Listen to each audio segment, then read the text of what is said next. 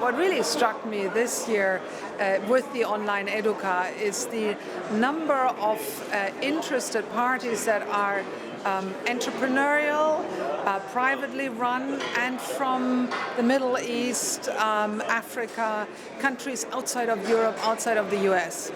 There seems to be a growing interest in the emerging markets, in the kinds of topics that the online Educa promotes. And it seems to me that as there is such a growing interest in emerging markets, that the online Educa is becoming more and more of an international gathering. I find the particular emphasis this year on performance-oriented learning that is coming from the corporate setting but that is transcending the corporate setting, very interesting. In terms of the themes that would have been falling, I actually think themes that will go on, that we will probably meet next year, the entrepreneurial piece, the part that links learning with enterprise performance, will probably stay with us.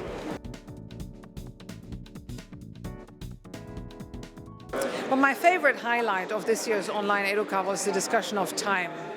And not just in time learning, but learning at working speed. And it is an important reminder that as we learn in the workplace, we have to be very careful about the time that we spend on the learning side, that it actually relates to and is in support of the work that we do.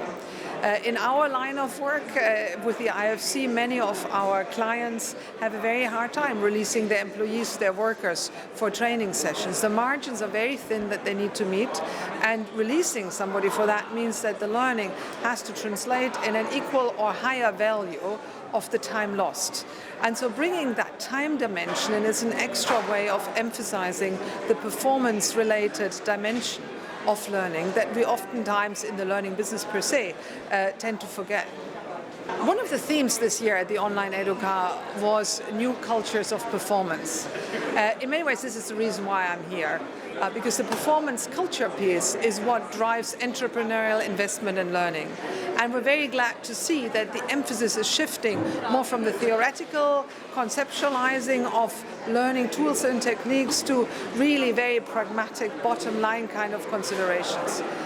If you look at some of the larger companies where they are investing in working with their suppliers, just simple certification, contractual obligations, that's not good enough anymore.